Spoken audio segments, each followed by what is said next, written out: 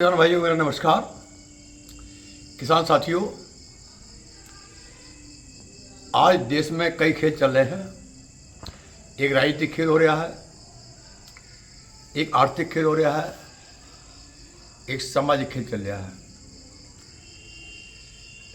राजनीतिक खेल और बाकी खेल, साथियों एक व्यवस्था होती है खेलों की। जितने खेल होते हैं देश के अंदर, चाहे वो राजनीतिक खेल हो, आर्थिक खेल हो, चाहे बाकी खेल हो, कबड्डी हो, हॉकी हो, वॉलीबॉल हो, क्रिकेट हो, तमाम जितने खेल खेले जाते हैं, उन सब खेलों में एक रेफरी होता है और रेफरी को भगवान माना जाता है। रेफरी का निर्णय दोनों ही दलों को मानना होता है, दोनों पार्टियों को। खेल के दोनों पहलवान उसका मानते हैं, निर्णय जो होता है। क्रिकेट में एम्पायर ने कह दिया उंगली उठा दी, आउट। हॉकी में आउट। कुश्ती में रेफरी ने कहा चित आउट। इस देश में रेफरी को भगवान माना गया है, वो एक न्याय है, सब उसको विश्वास करते हैं। लेकिन आज का रेफरी, आज का खेल का एम्पायर सरकार की गोदी में बैठकर निर्णय कर रहा। वो एम्पायर नहीं, सरकार का गोदी एम्पायर हो गया है। आपने हरियाणा में देखा होगा, चंडीगढ़ में देखा होगा। चंडीगढ़ में जिस तरह पॉलिटिकल एम्पायर ने, रिटर्निंग ऑफिसर, चुनाव कमीशन ने, चुनाव आयोग ने 7 वोट कैंसिल करके विपक्षी पार्टी की और रूलिंग पार्टी एक मत से जिताया। दुनिया देखा वो खेल। सुप्रीम कोर्ट में जाकर उसका निर्णय हुआ, उसको सजा दी गई। हरियाणा में मैं नहीं जानता कौन हारा कौन जीता, ये अलग मुद्दा हो गया। लेकिन जिस तरीके से मुख्यमंत्री ने स्टेट के काउंटी ने 2 दिन पहले एक बात कही टीवी पर आकर, ये पहली बार इतिहास में किसी चीफ मिनिस्टर ने बात कही है कि हमने सब व्यवस्था कर ली हैं, सब व्यवस्था कर ली है हमने। और जिस तरीके से छत्तीसगढ़ और एमपी का चुनाव पलटा था हमने, उसी तरीके से हरियाणा के चुनाव में पलट देंगे। और पूरी दुनिया देखा किस तरह पलटा गया। उसमें मैं ज़्यादा जाना नहीं चाहता, वो अपने जात के विषय है, वो अपने पॉलिटिकल पार्टी। लेकिन खेल हुआ। दूसरा खेल उत्तर प्रदेश में, जब से मैं पैदा हुआ हूँ, गन्ना समिति किसानों का एक अड्डा है।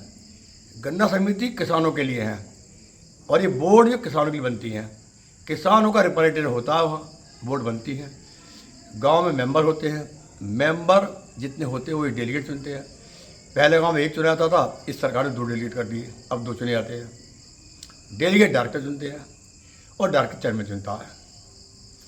लेकिन इस बार भारत के इतिहास में पहली बार हमने देखा कि डेलीगेट के चुनाव तो हुए, गांव गांव पूरा कोई गांव नहीं छोड़ा जहां डेलीगेट को लेकर पार्टीबंदी नहीं कराई गई। 2 डेलीगेट के लिए 20 लोग पर्चे भरे, 10 ने पर्चे भरे, उनका पैसा जमा हुआ सोसाइटी में। एक डेलीगेट पर्चा भरने में 300 रुपये खर्च हुए। करोड़ों रुपया सरकार ने गाँव के आम किसान जेब से निकाल कर डेलीगेट नाम पर कोर्स में जमा कर लिए। और फिर डेलीगेट चुनाव जिस तरह हुआ, सरकार द्वारा कराया गया, कोई गांव नहीं बचा जहाँ निर्विरोध चुनाव होते थे। अब की बार ऐसा चुनाव हुआ डेलीगेट का जैसे पार्लियामेंट का इलेक्शन हो रहा है। समितियों में लाखों की भीड़ इकट्ठी हुई थी और उस चुनाव में शराब बिकी, जिससे सरकार चलती है। इस देश की हर सरकार चाहती है हमारी शराब ज़्यादा बिके, शराब से रिवेन्यू इकट्ठा होता है सरकार का अपना। और वो शराब बिकवाई गई, पेटी की पेटी गाँव में लाई गई, नशे में डूबी पूरे गाँव, और डेलीगेट चुनाव कराया गया। और डेलीगेट के बाद अब डायरेक्टर चुनाव होना था। पूरे स्टेट में लेकर बलिया से मेरठ तक समिति के जो डायरेक्टर हो जाते थे, वो डायरेक्टर सरकार ने नॉमिनेट कर दिए। उन्हीं डायरेक्टर को पर्चा दिया गया जो सरकार ने तय कर दिए थे। मान लो कि समिति में 10 डायरेक्टर चुनाने हैं, तो 25 लोग चुनाव लड़ते, 20 लड़ते चुनाव होता वाक़ा थे। डेलीगेट वोट डालते, डेलीगेट राइट है वोट डालना। लेकिन सरकार द्वारा जो नाम तय कर लिए गए, उनको ही पर्ची दी गई सोसाइटी के अंदर, फोर्स लगा दी गई, बाकी एंट्री बंद कर दी गई। तो पहली बार डेलीगेट्स ने जो पैसा खर्च किया बेचारों ने गांव में, जो पार्टी बनती हुई, जो बुराई मिली एक दूसरे के बुरे बने बेचारे, वो उनका वोटिंग राइट खत्म कर दिया और उतने ही पर्चे दिए गए जो सरकार ने तय कर दिए ये डायरेक्टर होंगे। चुनाव नहीं हुआ, इलेक्शन खत्म कर दिया।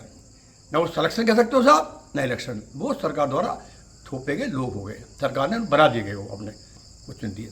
तो मेरा सवाल सरकार से है, योगी जी सवाल है, जब आपको डायरेक्टर नॉमिनेट करने ही थे तो फिर आपने डेलीगेटों का चुनाव क्यों कराया?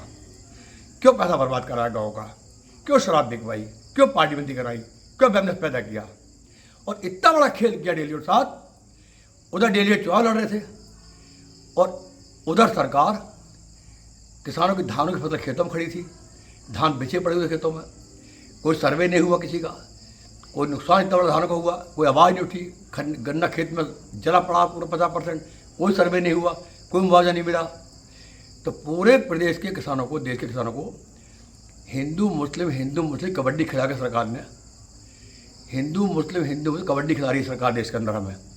उस कबड्डी में किसानों का धान खेतों में सड़ गया, 1 लाख रुपए कुंटल का बीज लिया, 1000 रुपये किलो का बीज खरीदा पहली बार, और भारत के इतिहास में सबसे कम पैदावार से बीज की हुई, मात्र 2 कुंटल बिकेगा। और जिस धान का रेट पिछली बार 3500 रुपये कुंटल था और जो पैदावार 3 कुंटल 4 कुंटल निकली थी, उसका पैदावार हुई 2 कुंटल की, और वो धान आज मंडियों में 1800 2000 बिक रहा है। रोज़ मंडी से ट्रॉली वापस आ रही है घर किसानों की, कोई खरीदने वाला नहीं है। एक्सपोर्ट बंद कर दिया गया है, एक्सपोर्ट भी बढ़ा दी गई है, खुला किसान लुट रहा, लेकिन कोई आवाज़ नहीं कर रहा, क्योंकि खेल खेल लिया हिंदू मुस्लिम का, खेल खिलाया जा रहा है उसे। गन्ने की फसलें जली खड़ी हैं, कोई आवाज़ नहीं कर रहा, कोई किसान हिंदू मुस्लिम खेल खेल रहे हैं। सरकार है, कुछ भी कर सकती है, उद्योगपति धान लूट रहे हैं, कोई खरीद केंद्र नहीं है। मोटे धान की MSP 2200 रुपये कुंटल है, और हम लड़ाई लड़ रहे हैं इस बात को भारत के अंदर कि MSP गारंटी हो। हम इसलिए कह रहे हैं आज, जिस धान की MSP 2200 कुंटल सरकार द्वारा घोषित की गई हो, वो धान मंडी में आज 1800 लुट रहा है और कोई खरीद के नहीं है। इक्का दुक्का हो गया कहीं भी, वो धान खरीद नहीं रहे हैं। तो ये खेल हो रहा है साथियों, सरकार खेल रही है कबड्डी। और सरकार क्या करती है? देश का गृह मंत्री हमसे कह रहा है हिंदू में कबड्डी खेलो आप, और देश का गृह मंत्री क्या करता है? जम्मू कश्मीर में जाते हैं, श्रीनगर में 2 सिलेंडर का ऐलान करते हैं, 2 सिलेंडर देंगे हम रमजान पर, ईद पर। उत्तर प्रदेश में आते हैं, दिवाली पर देंगे। तो ये खेल हो रहा है, इन्हें कोई मतलब नहीं है, इनका खेल चल रहा है। मैं आपसे कहना चाहूँगा, धान की खरीद नहीं हो रही, गन्ने की फसल मारी जा चुकी है, गन्ने का भाव तय नहीं हुआ अभी तक, पता नहीं कब तय होगा। स्वामीनाथन रिपोर्ट के आधार पर गन्ने का भाव 470 बैठता है, आप मांग भी नहीं करोगे किसान मिलकर सब। पता नहीं क्या हो रहा है, एक मानसिक गुलाम बनाया जा रहा है हमें पूरे देश के किसानों को। उसका फायदा कौन कर रहा है? अडानी अंबानी। आज हमारा धान 2200 रुपये तक खरीद के अपने स्टोर में ले जाएंगे, और फिर यही एक्सपोर्ट खुल जाएगा, और हमारे इस 22 रुपये किलो धान का चावल 100 रुपये किलो बिकेगा, पूरा देश खरीदेगा, गरीब खरीदेगा।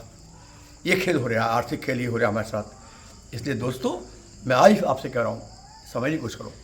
हमारा व्यवसाय हमारी खेती है, हमारे बच्चे, हमारा भविष्य हमारी खेती है।